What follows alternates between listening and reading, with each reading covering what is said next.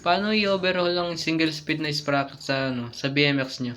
So yan pala yung i-overhaul natin na sprocket sa BMX nyo, yung single speed. Diyan sa pag-overhaul ng single speed, kailangan nyo lang ng concrete na pako tsaka martilyo. So diyan maglagay lang kayo ng basahan na pangan sa hub nyo para hindi siya magasgas sa axle nyo. Diyan sa pagtanggal diyan is yung pag-ikot niyan is clockwise. Then gamitan nyo lang ng martilyo para maikot nyo yung takip ng sprocket nyo. Then katapos nyo tanggalin yung takip ng sprocket nyo is kuha lang kayo ng kahit anong lalagyan para malagay nyo yung mga bulitos tsaka holes nyo tsaka spring. Then katapos nyo lagay sa lalagyanan is kuha lang kayo ng toothbrush na pinaggamitan tsaka lagyan nyo ng gas o kaya paint thinner. Then katapos nun brush nyo na yung mga sprocket nyo, yung mga bearing ng sprocket nyo. Then ihalo nyo lang na mabuti sa lalagyanan na may gas. Then katapos nun is punasan nyo na yung mga sprocket tsaka yung mga bulitos ng single sprocket nyo. Then dyan kumuha lang ako ng magnet tas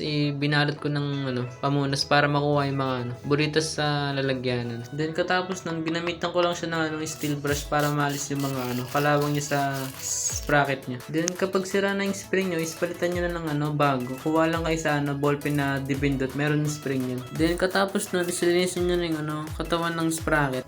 So dito gamit lang ako ng high temp grease para hindi agad malusaw sa loob ng sprocket. Then katapos nun islagay nyo na yung bulitos ng sprocket nyo. Then lagyan nyo din ng counting grassing sa katawan ng sprocket nyo. So yung nakalubog na ganyan is yan yung sa sa harap niya. Sundan nyo lang yung paglagay ko ng sprocket nyo sa body nyo. Then idahan-dahan nyo lang ipasok sa body ng sprocket nyo para hindi mahulog yung mga bulitos ng sprocket nyo.